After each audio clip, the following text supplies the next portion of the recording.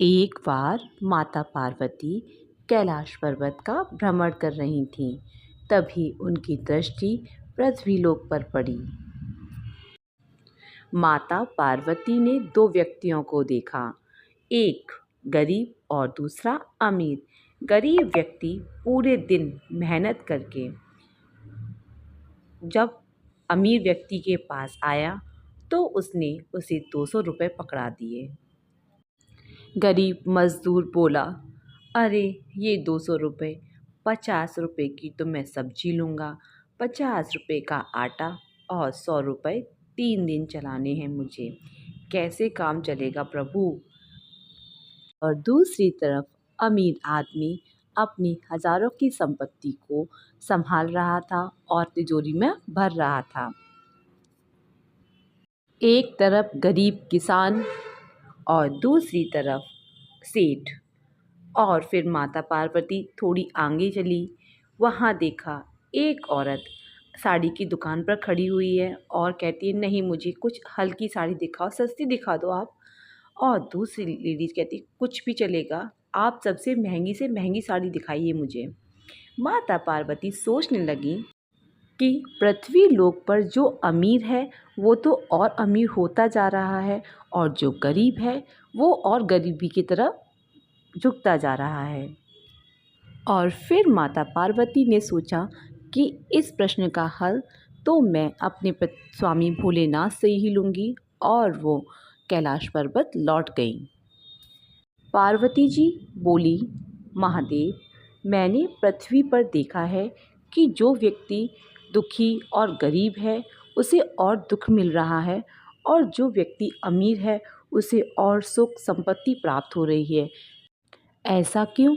ये आपकी कौन सी लीला है?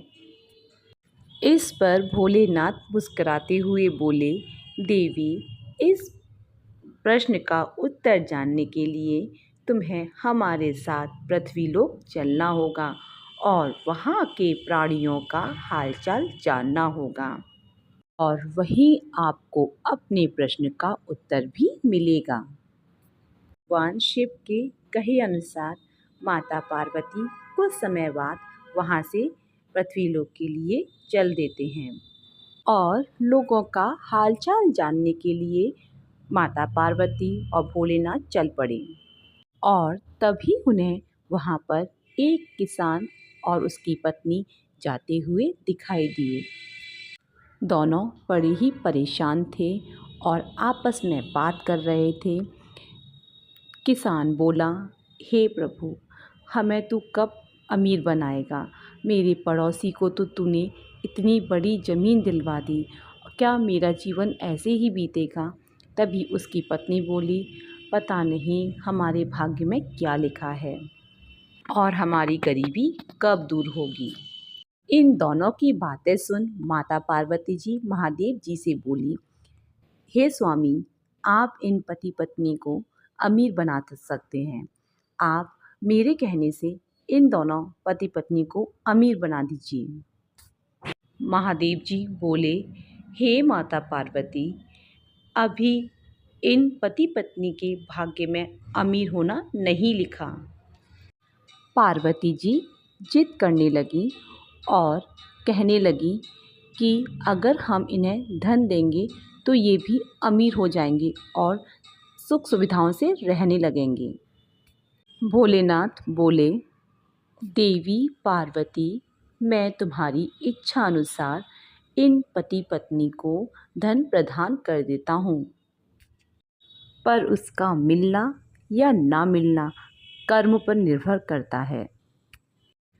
पार्वती जी के कहने पर भगवान शिव ने असरफियों से भरी पोटली उस रास्ते पर रख दी, पर उन पति पत्नी की नज़र गुजरते हुए उस अंधे व्यक्ति पर पड़ी और आपस में बात करने लगे, सुनो जी, हम तो गरीब हैं इसलिए दुखी हैं, और ये बेचारा अंधा व्यक्ति कैसे अपना जीवन व्यतीत करता होगा? नेत्रहीन लोग कैसे अपना जीवन व्यतीत करते होंगे? तभी किसान बोला, हाँ सरिता, इनको अपना जीवन व्यतीत करने में काफ़ी कठिनाई होती होगी। और दोनों ने प्रण लिया कि वो आज नेत्रहीन लोगों की तरह आंख बंद करके अपने घर जाएंगे। दोनों आंख बंद करके चल दिए और असरफी की पोटली रास्ते में ही पड़ी रह गई। तभी भोलेनाथ पार्वती जी से बोले, देखा देवी। भगवान शिव बोले, देखा माता पार्वती, इनके भाग्य में अभी गरीबी ही लिखी है। भोलेनाथ बोले, देवी अब हम कुछ दिन मानव रूप में पृथ्वी लोक पर ही रहेंगे और मैं तुम्हारी मन की हर शंकाओं को दूर करूँगा। भोलेनाथ और पार्वती जी ने एक सुंदर स्त्री और पुरुष का रूप धारण किया और एक गांव में डेरा जमाया।